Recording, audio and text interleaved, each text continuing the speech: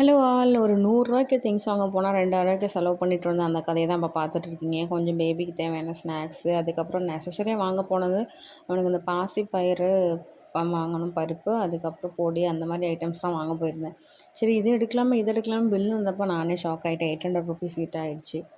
So என்ன மாதிரி வந்து ஏதாவது வாங்க போயிட்டு நிறைய வந்து நானும் இப்படி தான் அன்வான்டட் இல்லை, மேக்ஸிமம் லிஸ்ட்டில் இல்லாத ஏதாவது ஒன்று எடுப்பேன் அப்படின்னு சொல்கிறவங்க கண்டிப்பாக கமெண்ட் பண்ணுங்கள். அப்புறம் நான் அங்கே மேக்ஸிமம் கிடைக்காது, இங்கே கிடைக்கிற ஒரு சில ஐட்டம்ஸ் தான் வாங்கினேன் பேபிக்கு கொடுக்குறதுக்காக. அப்புறம் என்னோடய செல்ஃப் யூஸ்க்கு, அப்புறம் டாய்லெட்ரி ஐட்டம்ஸு அந்த மாதிரி தான் வாங்கினேன். இந்த பேக்கெட்டில் உள்ளது எனக்கும் பேபிக்கு வந்து ஃப்ரெஷ்ஷாக வாங்கி திரிச்சு அவனுக்கு வந்து யூஸ் பண்ணிக்கலாம். அப்புறம் நாட்டு சர்க்கரை அங்கேயுமே ₹50 பேக்கெட்லாம் கிடைக்காது, அபோவ் 100 அபோவ் வரும்.